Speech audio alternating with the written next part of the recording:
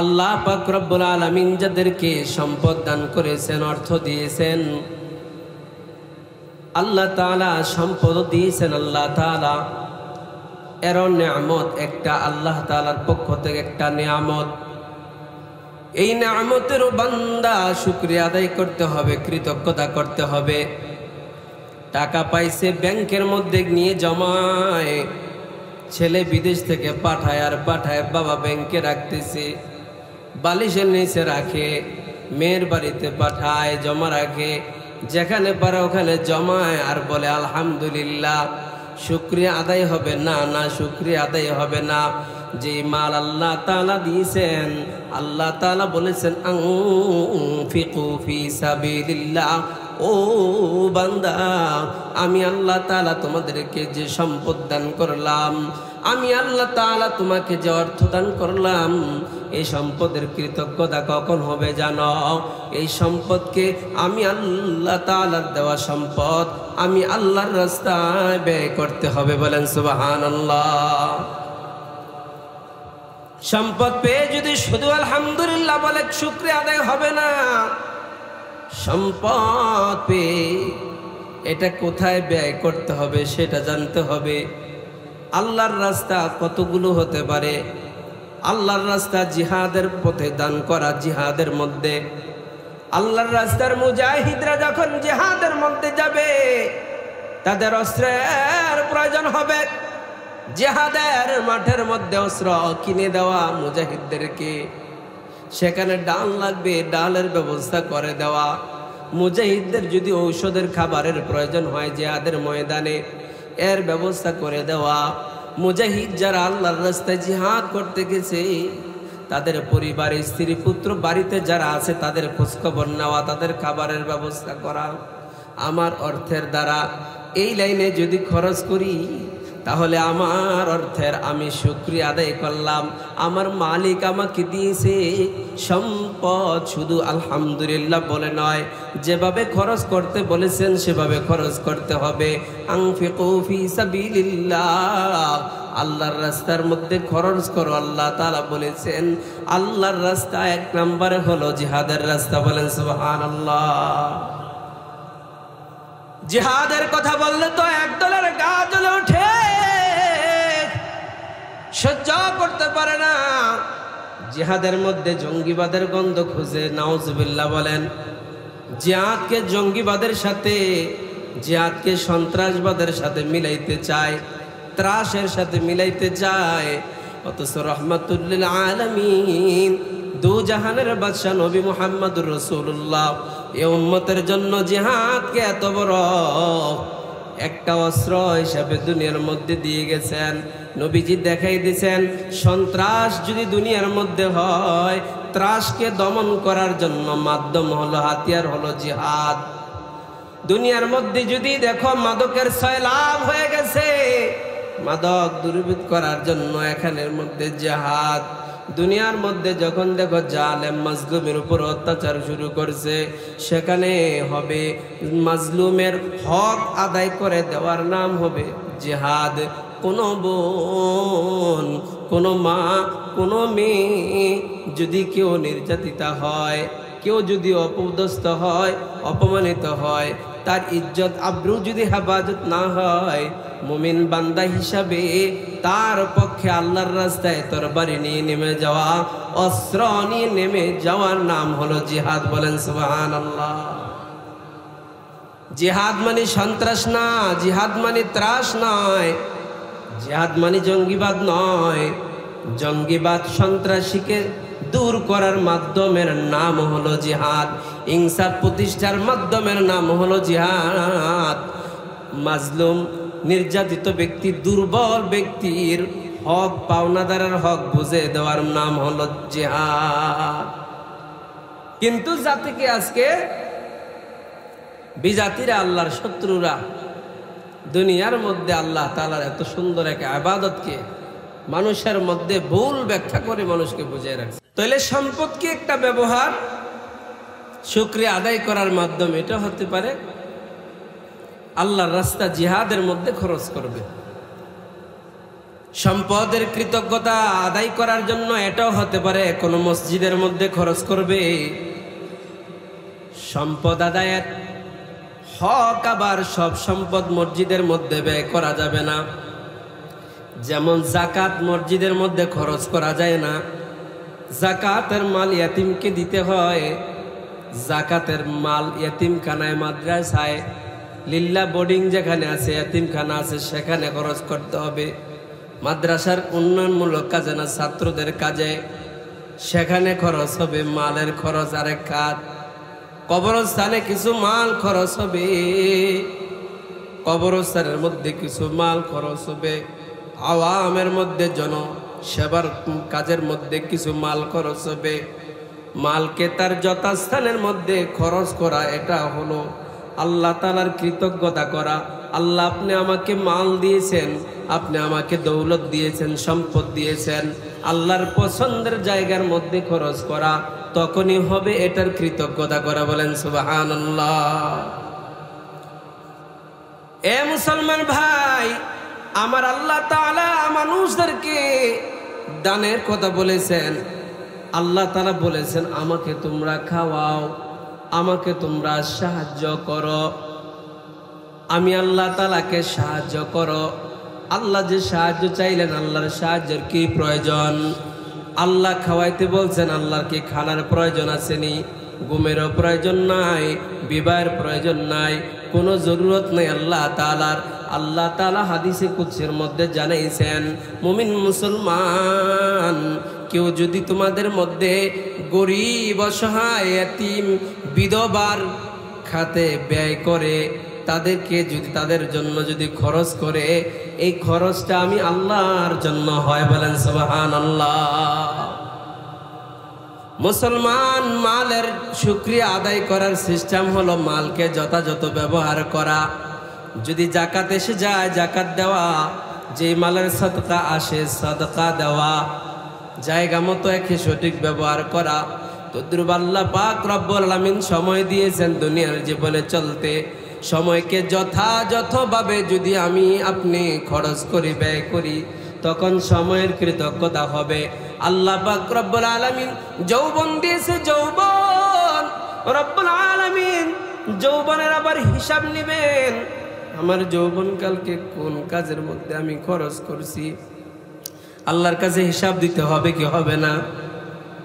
আল্লাহ নবীজি সাল্লাল্লাহু আলাইহি ওয়াসাল্লাম হাদিসে পাকের মধ্যে ইরশাদ ফরমাইলেন, ইগতানিম খামসান ক্বাবলা খামসিন শাবাবাকা ক্বাবলা হারামিক। উম্মতকে বলেছেন, 5 অবস্থার পূর্বে 5টি অবস্থাকে মূল্যায়ন করো। এর মধ্যে একটি হলো তোমার যৌবনকে মূল্যায়ন করো বার্ধক্য আসার পূর্বে। যখন তুমি বৃদ্ধ হয়ে যাইবা, বার্ধক্যে যখন উপনীত হইবা, তখন আর আফসোস করে কোনো কাম হবে না, কোনো লাভ হবে না। চাইলেও রাত্রেবেলা লম্বা সময় দাঁড়ায় তাহাজ্জুদ পড়তে চাইবে না, মন চাইবে। চাইলেই যদি মনটা চায়, হজ তাওয়াফ করতে পারবা না, শরীরে শক্তি নাই। সাই করতে শক্তি লাগবে, তাওয়াফ করতে শক্তি লাগবে, সাবা মারওয়ায় শক্তি লাগবে। শরীরে শক্তি নাই, আরেকজনে দইটা নিয়ে যায়, হজের বিধানগুলা সুন্দরভাবে আদায় করতে পারে না। কিন্তু এই হজ যদি যৌবনকালে আদায় করত, তাহলে যথাযথভাবে আদায় করতে পারত। কারণ হজ্জের মধ্যে শক্তির প্রয়োজন হয়। কিসের প্রয়োজন? হজ মাল যেমন খরচ হয়, হলের মধ্যে শক্তিও খরচ হয়। আমাদের দেশের মানুষের নিয়ম, মানে রীতিনীতি বানায় নিছে একেবারে, যে বুইরা হলে, বার্ধক্যে পৌঁছলে, মুরব্বী হইলে এরপরে হজে যাবে। এখন আলহামদুলিল্লাহ মানুষের ভিতরে বুঝ আসছে। বহু আল্লাহর বান্দারা যৌবন অবস্থায় একাধিকবার হজে যায়, উমরায় যাচ্ছে। আলহামদুলিল্লাহ হজ উমরা করতেছে, মানুষের বুঝ অনেকটা ফিরে আসছে। তো বলছিলাম, যৌবনের হক আদায় করবে। যৌবনের শুকরিয়া আদায় হবে কিভাবে? যদি নিজের যৌবনটাকে আল্লাহর জন্য খরচ করা হয়, আল্লাহর পছন্দের রাস্তায় যদি খরচ করা হয়, যৌবনকে যদি তার যথাস্থানে ব্যবহার করা হয়, তখন যৌবনের হক আদায় হবে।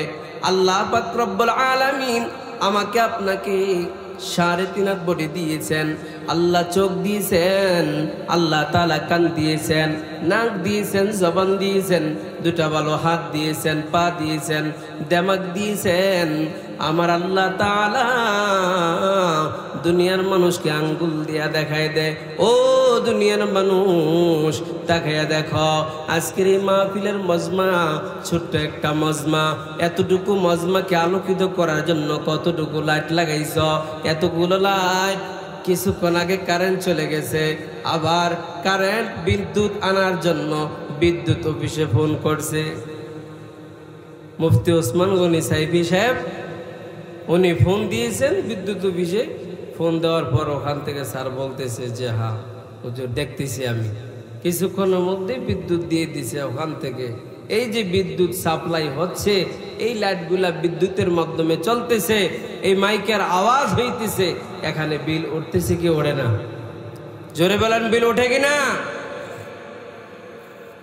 আল্লাহ পাক রব্বুল আলামিন আপনার কাছ থেকে আমার কাছ থেকে যদি এই চক্ষু ব্যবহার করতেছি, চোখের আলোর প্রয়োজন হয়, যে আলো দ্বারা দেখতেছি, যে আলো চলে গেলে মানুষ আমাকে অন্ধ বলে, আমাকে কানা বলে, অন্ধ বলে মানুষ আমাকে আখ্যা দেয়।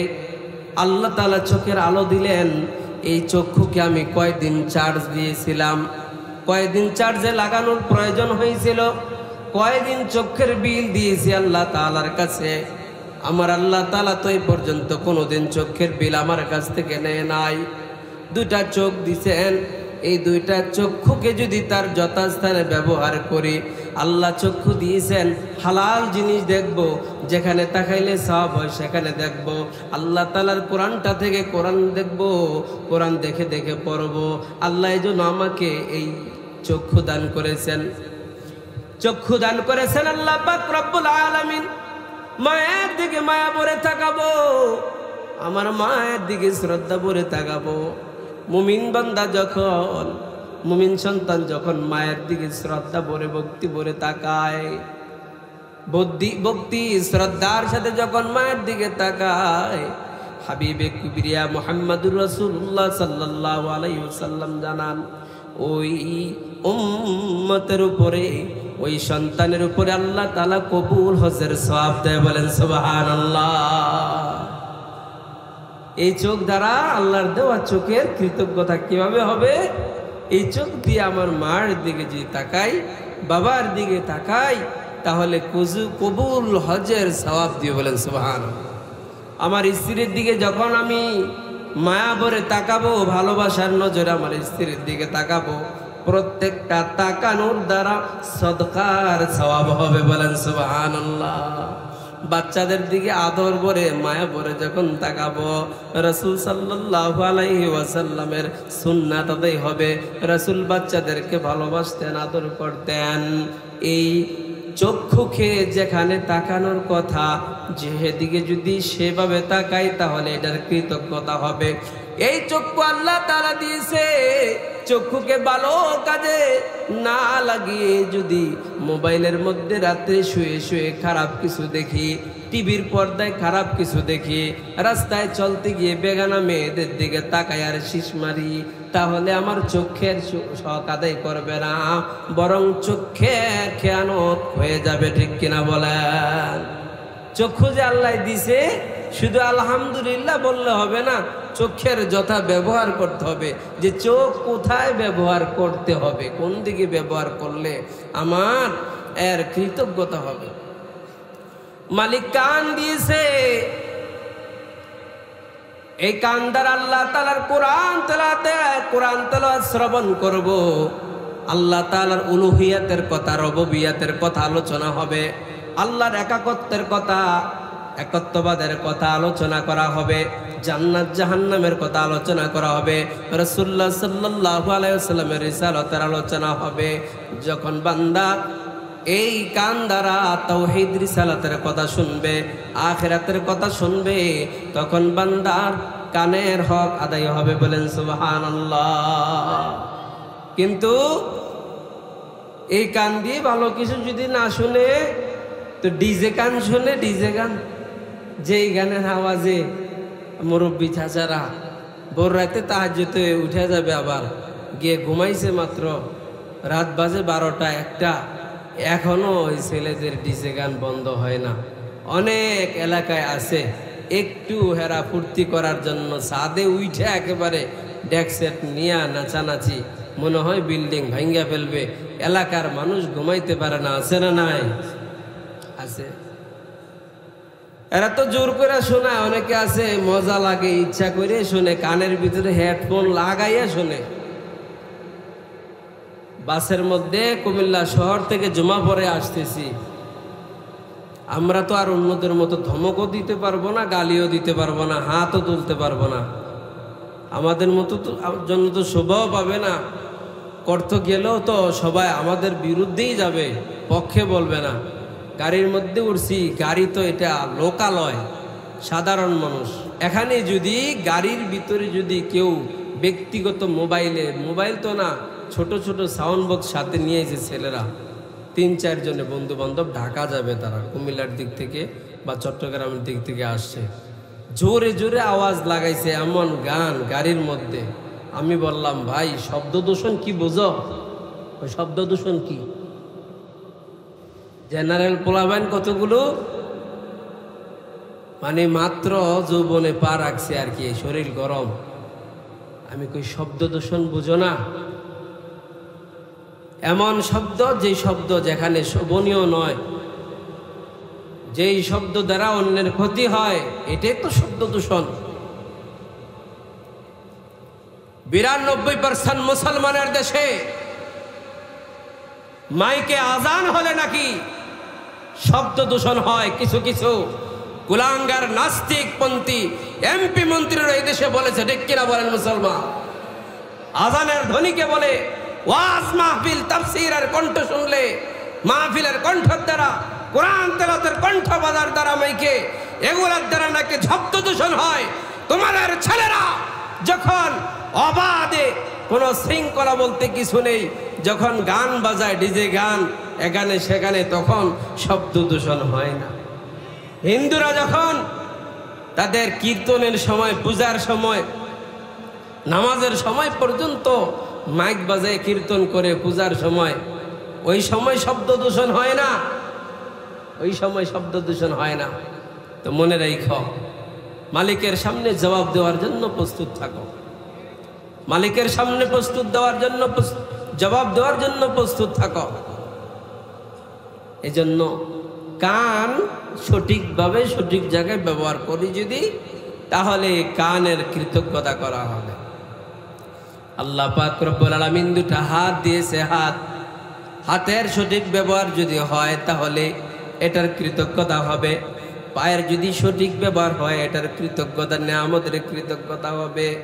এটা যদি যথাস্থানে ব্যবহার না করি, এই পায়ে হেঁটে হেঁটে যদি সিনেমা হলে যাই, এই পায়ে হেঁটে হেঁটে যদি অন্যের গাছের ফল চুরি করতে যাই, এই পায়ে হেঁটে হেঁটে যদি অন্যের নামে মিথ্যা সাক্ষী দিতে যাই, এই পায়ে হেঁটে হেঁটে যদি ইসলামের বিরুদ্ধে, মানবতার বিরুদ্ধে, দেশের বিরুদ্ধাচরণ করার জন্য কদম রাখি, তাহলে এটা খেয়ানত হবে, কৃতজ্ঞতা হবে না। আল্লাহর দিনের জন্য, আল্লাহর মাখলুকের সেবার জন্য, ভালো কাজের জন্য এই পা যদি ব্যবহার হয়, তখনই এই পায়ের কৃতজ্ঞতা হবে। বলেন সুবহানাল্লাহ। আজকে আল্লাহ তাআলার এই জবানের কৃতজ্ঞতা করি না। আল্লাহ তাআলার দেওয়া হাত পেয়ে কৃতজ্ঞতা করি না। জবানকে যেমনি সেমনি ব্যবহার করি, জবানের এত অপব্যবহার বেড়ে গেছে। যখনই নামাজ পড়লো সালাম ফিরাইতে দেরি, সালাম ফিরাইয়া কোনো রকমে দোকানের মধ্যে বসতে দেরি।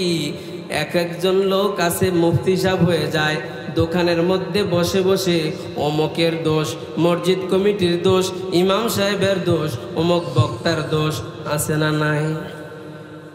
মানে ওই যে মুফতি বিভাগ, এফতা বিভাগ বানাই লইছে দোকানদারে, ওখানে সব মুফতি কয়জন বৈশা, মাশাল্লাহ সব মাসলা মাসেল ওখানে হল হয়ে যায়।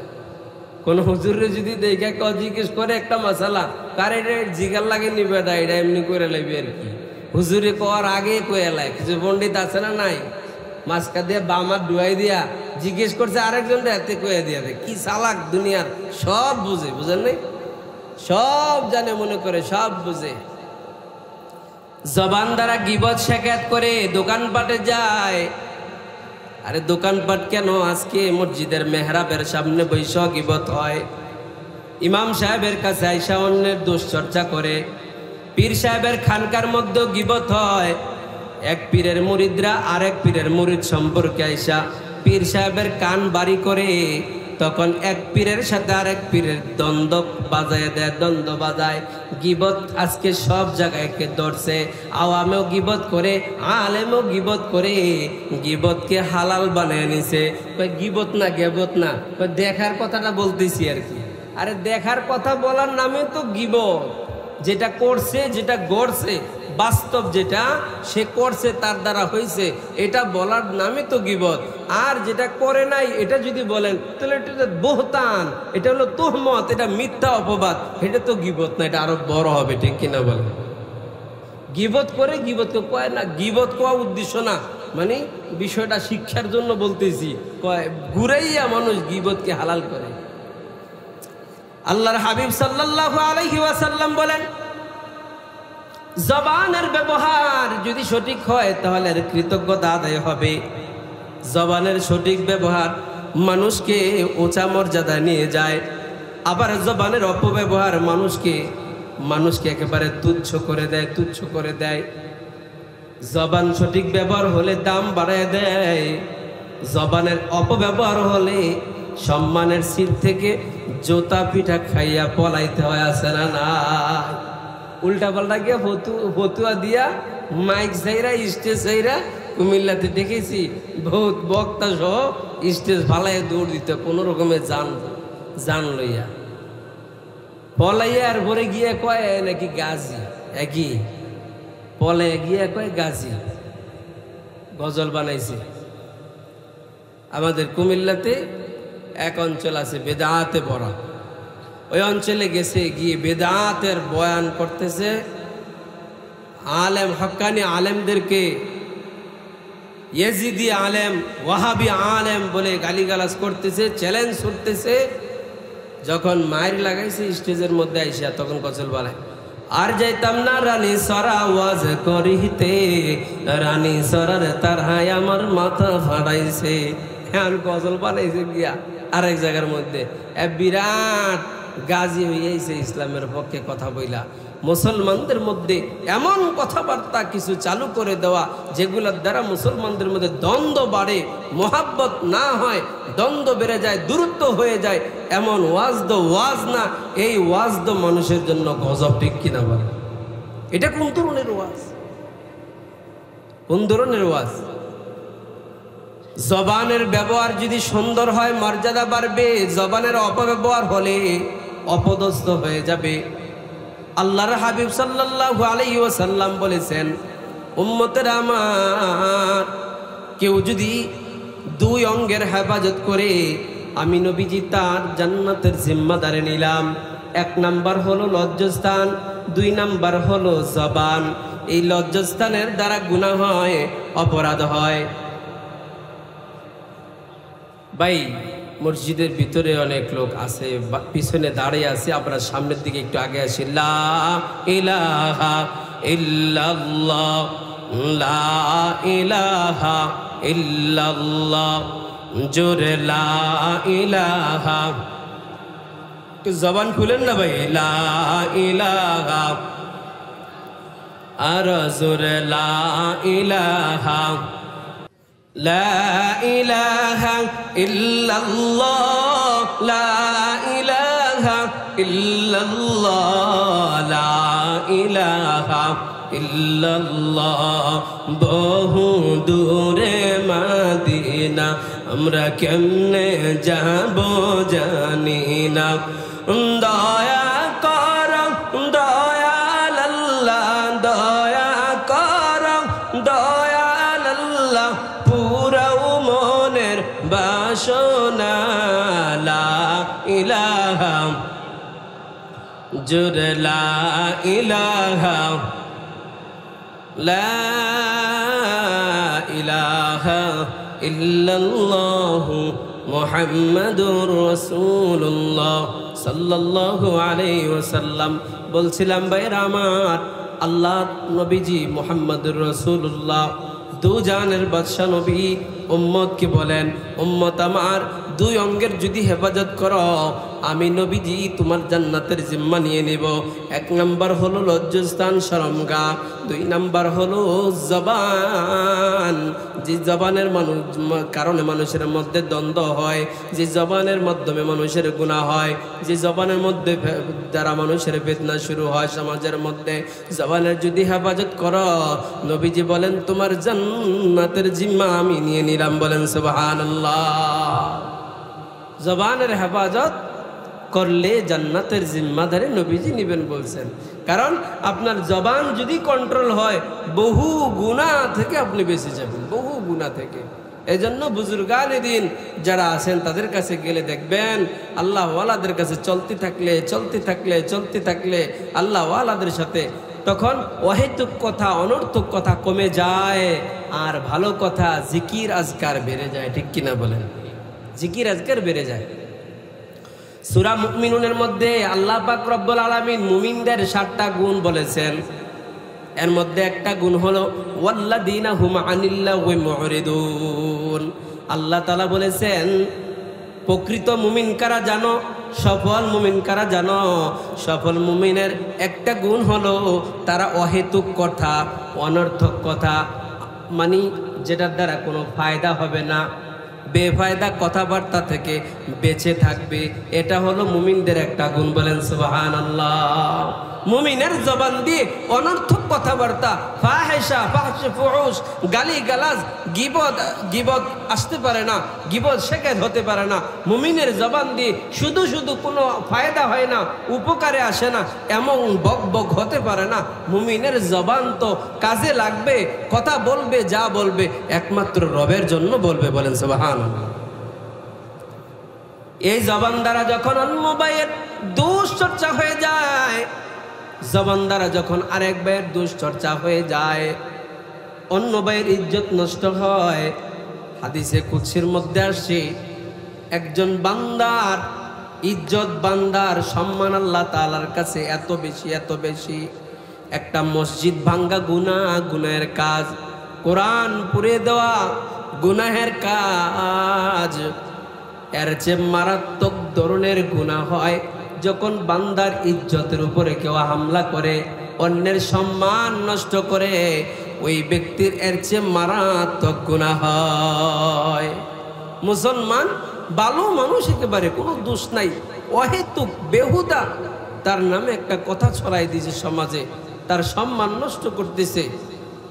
অথচ আল্লাহর হাবিব সাল্লাল্লাহু আলাইহি ওয়াসাল্লাম এক হাদিসের মধ্যে বলেছেন, মান সাতারা মুসলিমান সাতারাহুল্লাহু ফিদ দুনিয়া ওয়াল আখিরাহ।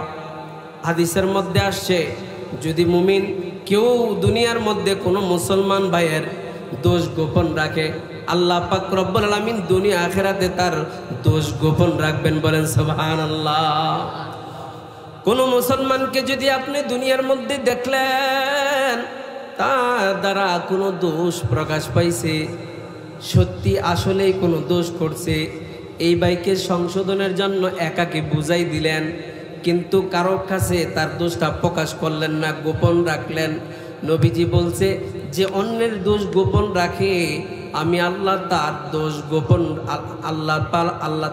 আল্লাহ বলেছেন আল্লাহ তাআলা তার দোষ গোপন রাখবেন।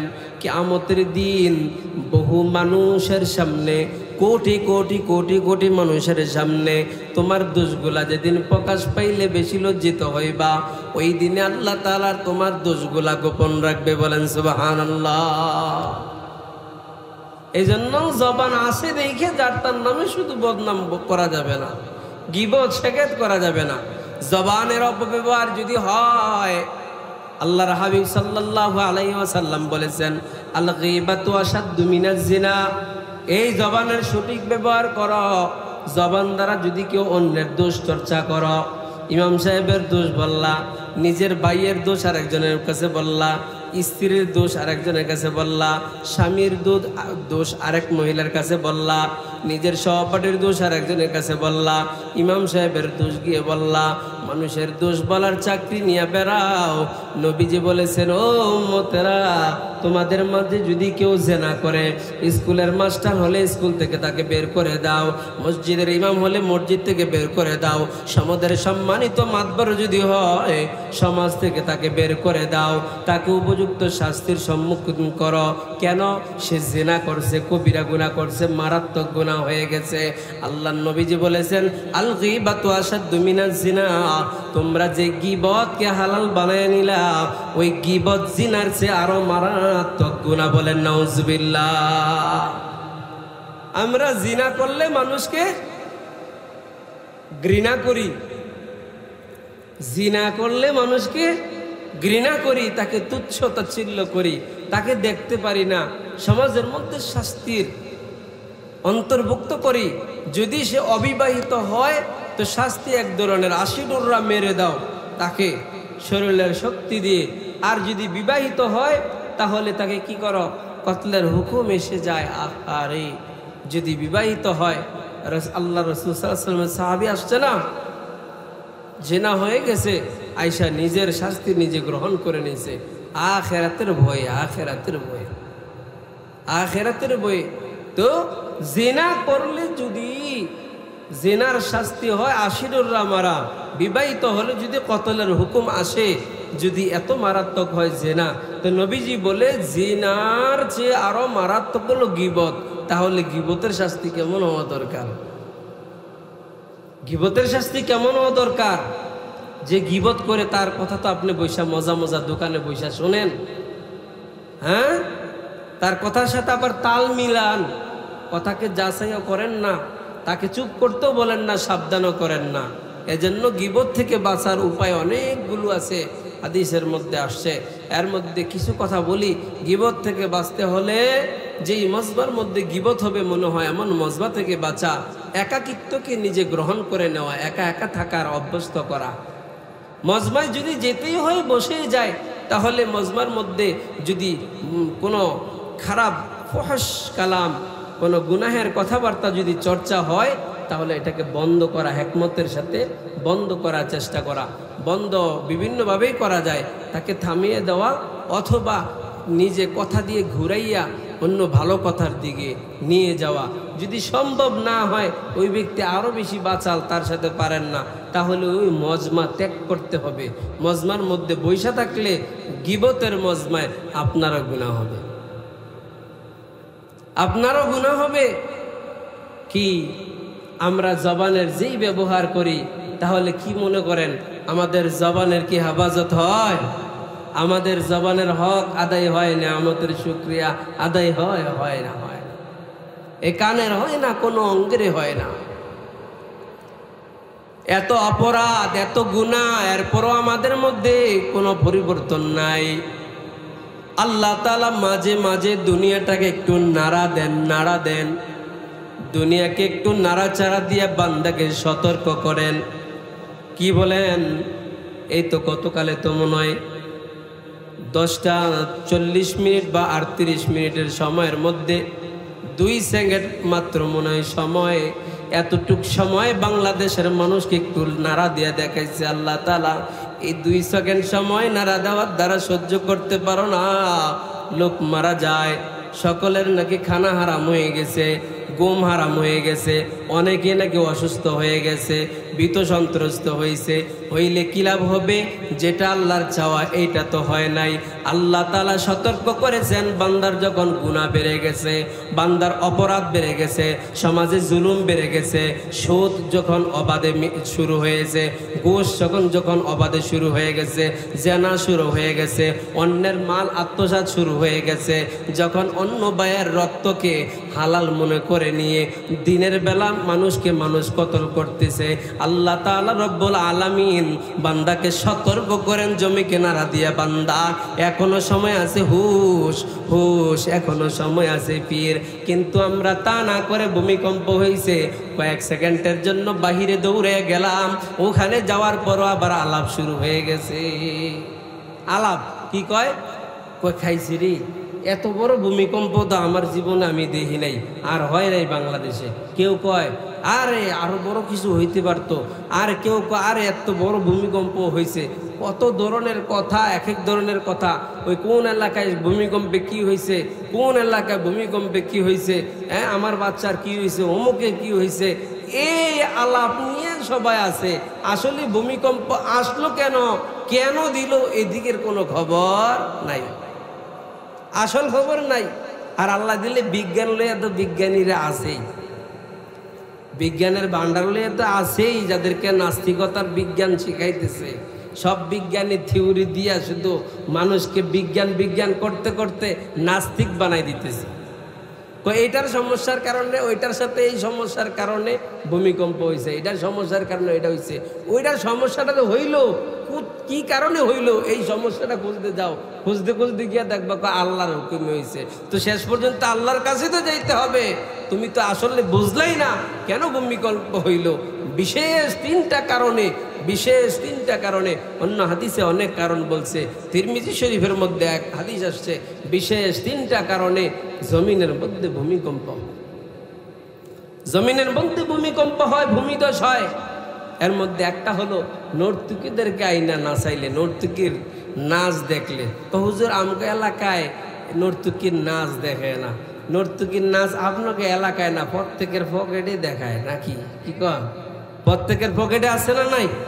আমার পকেটের মোবাইল, ইমাম সাহেবের পকেটের মোবাইল, খতিব সাহেবের পকেটের মোবাইল, পীর সাহেবের যে মোবাইল, বড় মোবাইল যদি চালায় থাকে ওই পকেটের মোবাইল, ব্যবসায়িকের মোবাইল, পীরের মুরিদের মোবাইল, তাবলিগওয়ালার মোবাইল, সকলের মোবাইলের ভিতরেই এখন নর্তকী নাচে। চাইতে না চাইলেও চাইতে বাধ্য হয়, চাওয়াইয়া দেয় চক্রান্ত, এমন করে ফেলেছে, ঠিক কিনা বলে? নর্তকীর নাচ দেখি মজা পায়, রাত কি রাত যুবক না ঘুমাইয়া নর্তকীর নাচ দেখে, নর্তকীর ডান্স দেখে, দেখতে দেখতে 3টা 4টা বাজে তখন ঘুমায়, ফজরের কোনো খবর নাই, দিনের 10টা 11টায় উঠে। এরকম ভদ্র ছেলে আছে না নাই? আছে না নাই? আছে এরকম বহু যুবক, কি সুন্দর চেহারা ছিল, গালগুলো ফুলা ফুলা ছিল, কয়েকদিন মোবাইল চাইতে চাইতে ফ্রি ফায়ার, পাবজি, এই খেলতে খেলতে গাছে উঠতে এতে খেলায়, নেটওয়ার্ক বলে বেশি পায়, গাছে উঠতে পর্যন্ত খেলায়।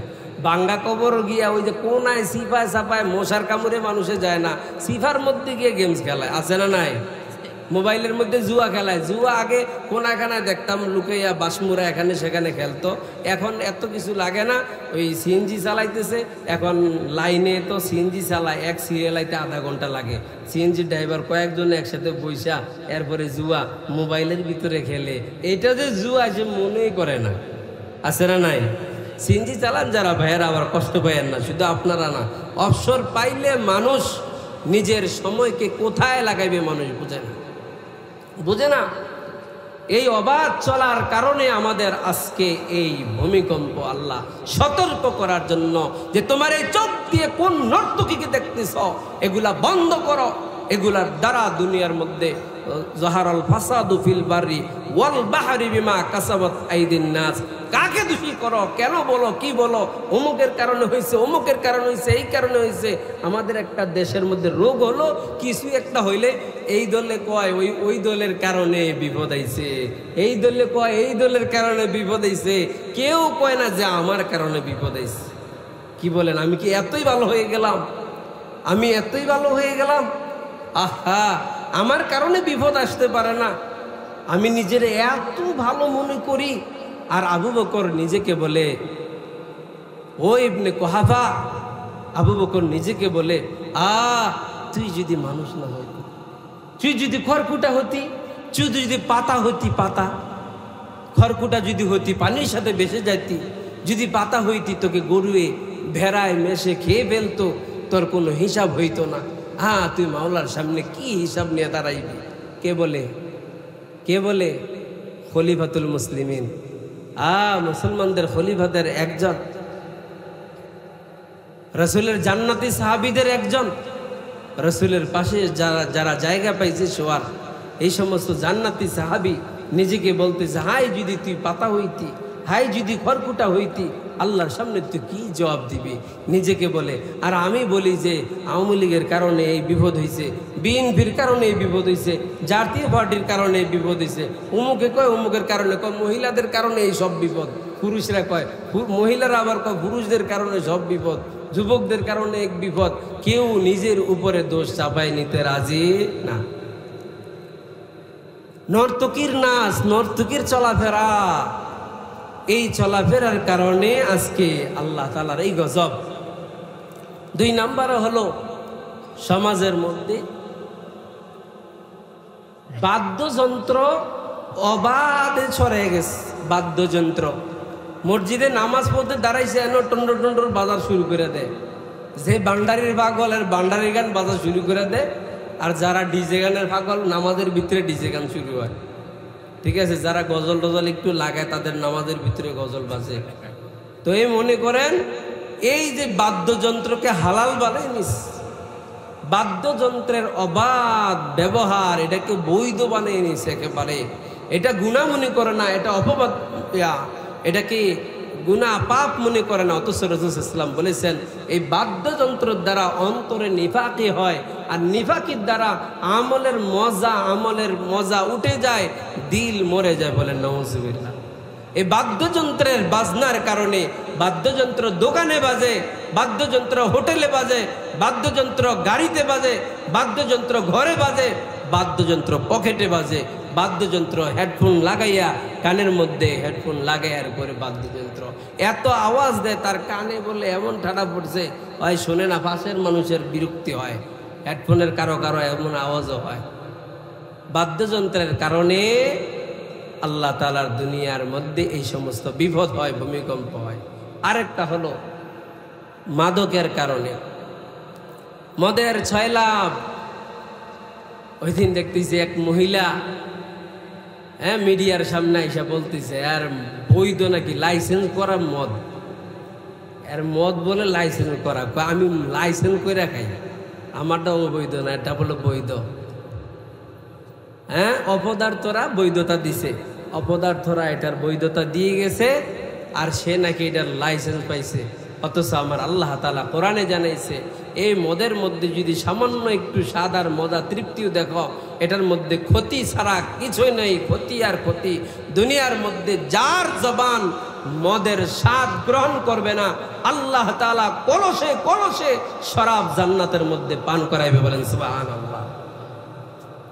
দুনিয়ার মধ্যে যারা এই চক্ষু দিয়ে নর্তকীর নাচ দেখবে না, আল্লাহ তাআলা জান্নাতের মধ্যে জান্নাতের হুর গেলমান, যাদের সৌন্দর্য এমন হবে পোশাকের উপর দিয়ে শরীরের সৌন্দর্য দেখা যাবে, শরীরের সৌন্দর্য ভেদ করে রক্ত চলাচল দেখা যাবে, এত সুন্দরীদেরকে নাচাইবে জান্নাতের মধ্যে।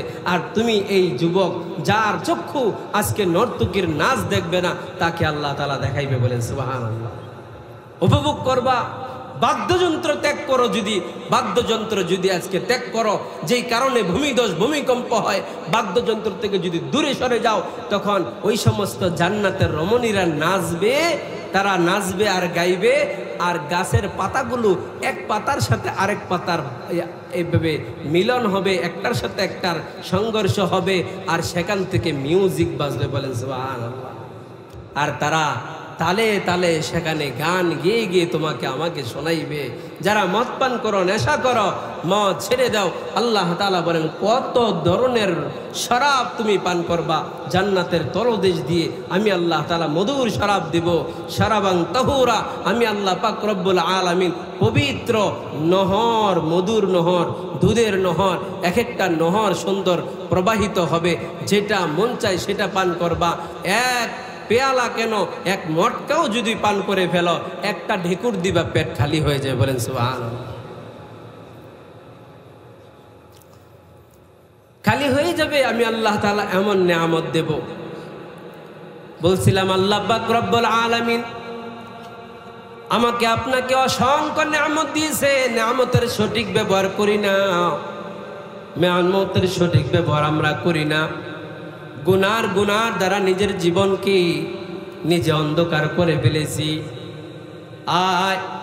আজকে জবান দ্বারা গুনাহ করি, হাত দ্বারা গুনাহ করি, পা দ্বারা গুনাহ করি, চোখ দ্বারা গুনাহ করি, কান দ্বারা গুনাহ করি, অঙ্গে আর অঙ্গে সারা শরীরে তাকায় দেখলে কেউ দেখতে হবে না, নিজেরটা নিজে যদি মিলে দেখি না, গুনাহ ছাড়ার কিছুই দেখি না। হাসরের মাঠে এই পাকনা প্লেয়ার গুলা এরাও আল্লাহর সামনে অস্বীকার করে বসবে। এজন্য আল্লাহ তাআলা বলেন, বান্দা তোমার অপকর্মের জন্য 8 ধরনের প্রায় সাক্ষী হবে। কয় ধরনের? 8 ধরনের সাক্ষী তোমার পাপের বিরুদ্ধে, তোমার অপকর্মের বিরুদ্ধে সাক্ষী হবে। 1 নম্বরে এটা হবে যে মুখ দ্বারা দুনিয়ার মধ্যে বাকপটুতা দেখাইতা, ওই জবান দ্বারা তুমি বলবা না আমি এটা করি নাই। 1 নম্বরে সাক্ষী দিবে জমিনে, জমিন বলবে আল্লাহ এই জমিনের মধ্যে থেকে সে এমন এমন অপরাধ করেছে। তখন মানুষ বলার চেষ্টা করবে, না আল্লাহ আমি এমন করি নাই, আমার নামে মিথ্যা অপবাদ দেওয়া হচ্ছে।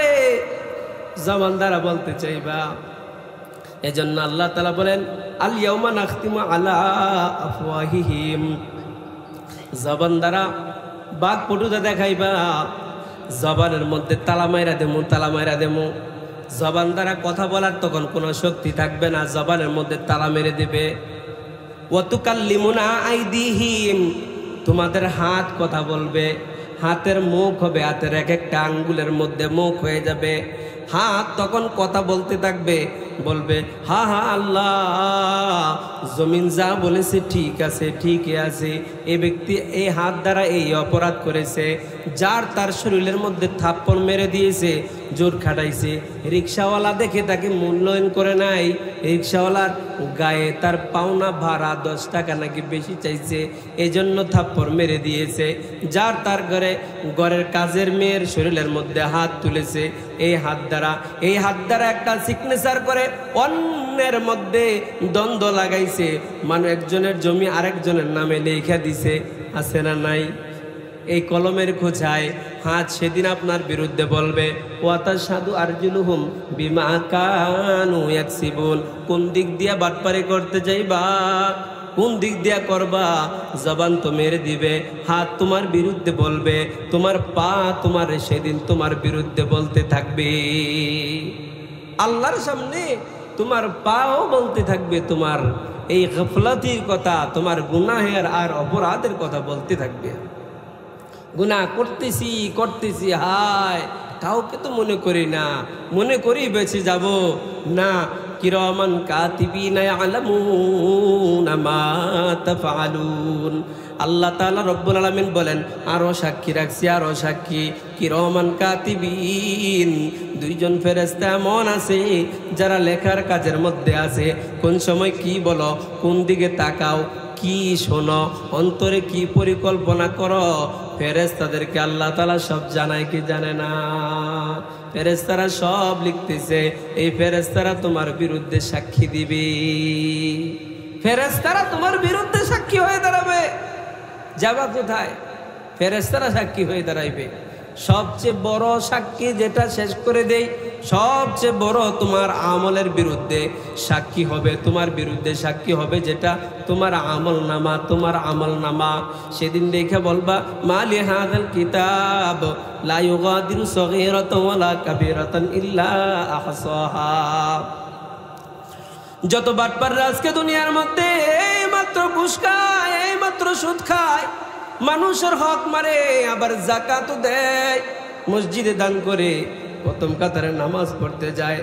অন্যের হক নষ্ট করা ঠিক আছে, মানুষের মধ্যে পেঁচ লাগানো ঠিক আছে। তারা যখন এই বিপদগুলা দেখবে, আমল নামা তাদের সাথে দিতে চাইবে, তারা বলবে দেন আমল নামা দেন। বলবে না না, ডান হাত চলবে না, বাম হাত দাও, বাম হাতে দেন, বয় দিক দিয়ে না, বাম দিক দিয়ে, পেছন দিক দিয়ে নিয়া, পিঠে দিয়ে হাত ঢুকাইয়া দিয়া, এই বুকে দিয়ে হাতটা বের করবে, তখন তোমার জানটা বের হইতে লাগবে। এই হাতকে এদিক দিয়ে পিছন দিক দিয়ে ঢুকাইয়া বুকে দিক দিয়ে বাইর করবে। বাম হাতের মধ্যে আমল যখন দেখবে, তখন বলবে এটা কেমন আমল নামা, যেটার মধ্যে লা ইউগাদিরু সগীরাতান ওয়ালা কাবীরাতান, ছোট কোনো আমল নামা কেউ ছাড়ে নাই। বড় কোনো আমল নামা কেউ ছাড়ে নাই, যা কিছু করেছি সব দিয়ে লিপিবদ্ধ করে নিয়েছে। এটা কেমন আমল নামা? আশ্চর্য হয়ে যাবে, আশ্চর্য হয়ে যাবে সেদিন। হাদিস শরীফের মধ্যে আসে, এই জিলদ কোরআনের মধ্যেও আসছে, মানুষের এই শরীরের চামড়া চামড়া চামড়া পর্যন্ত মানুষের বিরুদ্ধে সাক্ষী দিবে, চামড়া পর্যন্ত মানুষের বিরুদ্ধে সাক্ষী দিবে। কে কোথায় কি পাপ করছেন? যুবক ভাইয়েরা, হাতে পায়ে ধরে বলি, আল্লাহর ওয়াস্তে মোবাইল চালাও। মোবাইল যদি সঠিকভাবে চালাও, মোবাইল চালানো তোমার ইবাদত হবে। মোবাইলে যদি খারাপ একটা মেসেজ লিখলে গুনাহ হয়, ভালো একটা মেসেজ লিখলে, একটা ভালো একটা স্ট্যাটাস দিলে, তাহলে বোঝা যায় তোমার সওয়াব হবে। মোবাইলে যদি খারাপ ভিডিও একটা আপলোড দিলে গুনাহ হয়, ভালো একটা ভিডিও দিলে অবশ্যই তোমার সওয়াব হবে। খারাপ কিছু যদি মোবাইলের মধ্যে দেখলে তোমার গুনাহ হয়, ভালো কিছু দেখলে অবশ্যই তোমার সওয়াব হবে। তোমার দৃষ্টিভঙ্গি তোমাকে চেঞ্জ করতে হবে।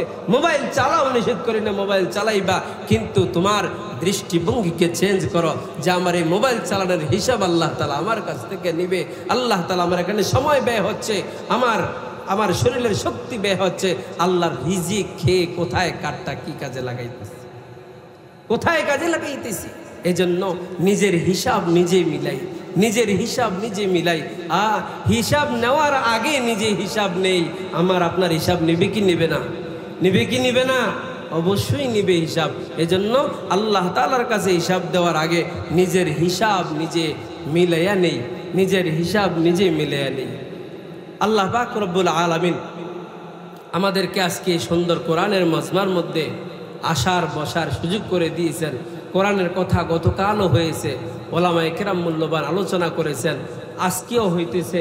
আমরা খুশি না বেজার? খুশি না বেজার? খুশি। খুশি যদি হই, কোরআনের এই মাহফিল প্রত্যেক বছর হোক, আমরা চাই কি চাই না? নামাজি ব্যক্তিরা যারা নামাজ পড়বে আরামের সাথে হোক, তারা নামাজ সুন্দরভাবে আদায় করুক, আমরা চাই কি চাই না? আল্লাহর হাবিব সাল্লাল্লাহু আলাইহি ওয়াসাল্লাম হাদিসে পাকের মধ্যে উম্মতের জন্য বলেছেন, মান বানা লিল্লাহি মসজিদান বানাল্লাহু লাহু বাইতান ফিল জান্নাহ। উম্মতেরা আমার, কেউ যদি তার অর্থ দিয়ে, কেউ যদি তার পরামর্শ দিয়ে, তার শ্রম দিয়ে, বুদ্ধি দিয়ে আমার ঘর মসজিদ বানাইলো, মসজিদ নির্মাণ করলো, আল্লাহ নবী সাল্লাল্লাহু আলাইহি ওয়াসাল্লাম বলেছেন, আল্লাহ তাআলা তার জন্য জান্নাতে ঘর বানিয়ে দেন। বলেন সুবহানাল্লাহ। রাসূল পাক সাল্লাল্লাহু আলাইহি ওয়াসাল্লাম মসজিদ নির্মাণ করবেন, ইহুদের জায়গাকে পছন্দ করেছেন, দাম কি করতেছে, দাম দরাদরি করে। ইহুদি দিতেছে না, ইহুদি দিতে চায় না। রাসূল সাল্লাল্লাহু আলাইহি ওয়াসাল্লামের মন খারাপ। রাসূলুল্লাহ সাল্লাল্লাহু আলাইহি ওয়াসাল্লামের মন খারাপ দেখে হযরত ওসমান রাদিয়াল্লাহু আনহু আয়েশা বলতেছেন, ইয়া রাসূলুল্লাহ, আপনার মন খারাপ কেন জানতে পারেনি। তার কাছে যখন ব্যক্ত করলো, ওই জায়গাটা পছন্দ হয়েছে, এই জায়গার মধ্যে আল্লাহর ঘর মসজিদ বানাইতে চাইছিলাম, কিন্তু ইহুদি তো দিতে চাইতেছে না, এত মোলাইছি। হযরত ওসমান কিছু নবীজিকে বললেন না, মনে মনে বলতেছে, হায় রে, যে নবীজির চেহারার দিকে তাকাইলে ক্ষুধা নিবারণ হয়ে যায়। বলেন সুবহানাল্লাহ। যে নবীজির চেহারার মধ্যে এত আলো, এত আলোকিত নূরের চেহারা, চেহারার মধ্যে নূরে ঝলমল করে। হযরত হাসান হুসাইন রাদিয়াল্লাহু আনহুমা এই ঘর থেকে ওই ঘরের মধ্যে যাইবে, বলতে, নানা যান, অন্ধকারে যাইতে পারতেছি না। রাসূল এভাবে শুধু তাকাইছেন, রাসূলের কপালের নূরে, কপালের আলোয় এই ঘর থেকে ওই ঘর পর্যন্ত আলোকিত হয়ে গেছে। বলেন সুবহানাল্লাহ। আলোকিত হয়ে গেছে, আলোকিত হয়ে গেছে। ওই নবীর চেহারা যখন মলিন, ওসমান সহ্য করতে পারে না। ইহুদিকে বলে, গিয়া বলে, ইহুদি, তোমার এই জমিন লাগবে, এই জমিন আমার নবীজির লাগবে, তুমি বলো কত টাকা লাগবে, কি লাগবে বলো, সেটা দিতে আমি প্রস্তুত। ইহুদি জাতি বড় দুষ্ট জাতি, এদের সে খারাপ আর পৃথিবীর মধ্যে কোনো জাত নাই। সবচেয়ে নিকৃষ্ট জাতির নাম হলো ইহুদি জাতি। ইহুদি তখন বলল, সুযোগ পাইছি, ওসমানকে এবার দাগানো যাবে মালদার পাটি। এবার বলো, ওসমান জমি নিবা? বলে হ্যাঁ নেব। তখন বলতেছে তোমার ওই দামি জমিটা ওইটা দিতে হবে, ওই বাগানটা দিতে হবে। হ্যাঁ দিলাম, কও ওইটাও দিতে হবে। নিজের মন চাই মতো এই বাগান ওই জমি যা চাইলো ওসমান বলে যা যা চাইছ সব দিলাম। জমি দিছনি? বলো হ্যাঁ জমি দিলাম। রাসূল কিয়া বলে, ইয়া রাসূলুল্লাহ সাল্লাল্লাহু আলাইহি ওয়াসাল্লাম, ও নবীজি আপনার চেহারা মলিন দেখলে, আপনার চেহারায় হাসি না থাকলে আমাদের শান্তি লাগে না, ভালো লাগে না গো নবী। আপনার চেহারার হাসি দেখলে আমাদের ক্ষুধা নিবারণ হয়ে যায়। ও নবীজি আপনার কষ্ট আমাদের সহ্য হয় না। যান যান, মনের আশা পূরণ হয়েছে, জায়গা কিনেছি, জায়গা কেনা হয়ে গেছে, এখানে মসজিদ করেন। বলেন সুবহানাল্লাহ। হযরত ওসমান বড় দানবীর, হযরত আবু বকর দানবীর, আলী দানবীর, যারা এ দানবীর আছে দুনিয়ার মধ্যে, আজকের দানবীররা যারা আছো, তোমার বাগান দিতে হবে না, পুরা জমি দিতে হবে না, তোমার ব্যাংকে যত টাকা আছে সব দিতে হবে না। তৌফিক অনুসারে যে যতটুকু দিতে পারো দাও। আল্লাহ নবীজি সাল্লাল্লাহু আলাইহি ওয়াসাল্লামের হাদিস দ্বারা বোঝা যায় তোমাকে আল্লাহ তাআলা আবু বকর, ওমর, ওসমানের সাথে জান্নাত দিবে। বলেন সুবহানাল্লাহ।